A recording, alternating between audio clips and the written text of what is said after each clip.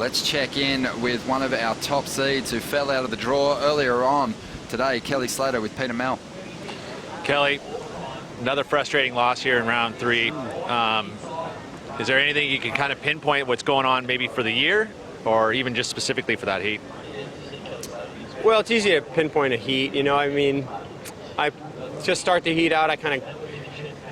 I was trying to just get on my feet. I didn't have a free surf this morning, so I was just trying to get to my feet and sort of feel my board out. And I took a wave that wasn't very good and kicked out, and then Michel ended up getting his 8 shortly after that. So that was probably mistake number 1. I guess I just expected there to be more waves towards the back end of the heat. And, you know, beyond that, I don't feel like I've been surfing very confidently or, like, offensively, you know.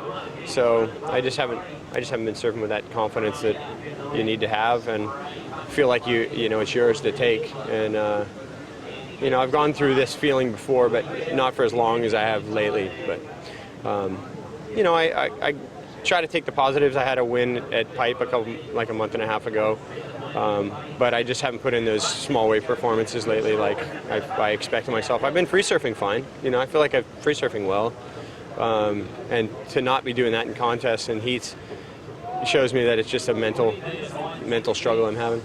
But, I mean, with Kelly, usually we see that you get at least the opportunity at the ends of heats and stuff, and you've been in several situations where the ocean just doesn't cooperate.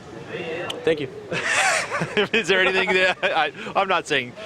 Let's talk about actually. Just put it on that. But you know, when you got your mojo going, those waves come to you. Yeah. And, you know, something's going on for me. I mean, it is just the ocean. You got to read it right. And one guy out there reads it better than the other guy during that half hour. You know, we saw some upsets in that round.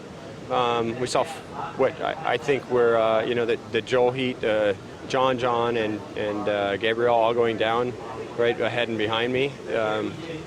So it was just one of those rounds. It's crazy. That's what Bells does to people. You know, that's why it's such a war of attrition to win this.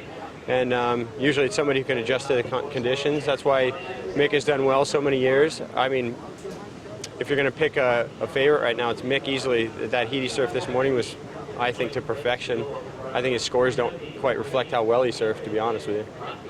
And observations of the year, I mean, pretty cool beginning of the season. I mean, not necessarily for you, but for just a new faces. Yeah, and then you've got this event doing the same thing. Yeah, I think it's kind of cool. I mean, as somebody trying to take myself out of the forest and look at it, it's an interesting scenario. You got Wilco's never won a contest. I thought he should have won the Santa Cruz contest, but he didn't win that one.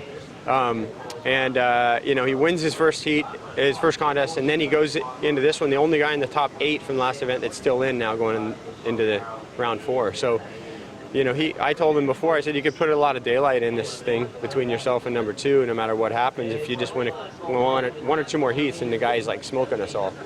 So that would be interesting to have everyone sort of chasing Wilco down. And besides that, you know, everyone's looking at least one, maybe 2 throwaways. You know, John and Parco had 5ths. They're not going to like to be holding those at the end of the year. So, I mean, you could pretty much say everyone's had 2 throwaways. I mean, the guys you expect, you know, the guys that you expect. But, you know, and if Mick were to take this one, it kind of throws a whole different thing into the mix. And he almost sort of qualifies himself for next year if he decides to just do a couple more events.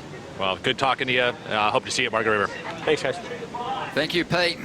Really good to have a chat with Kelly. And I think that if some of the regular title contenders were at the top of the Jeep leaderboard at this stage of the game, Kelly might be struggling to find the motivation to continue to compete at some of the other stops on tour. But like he said, it's an interesting year.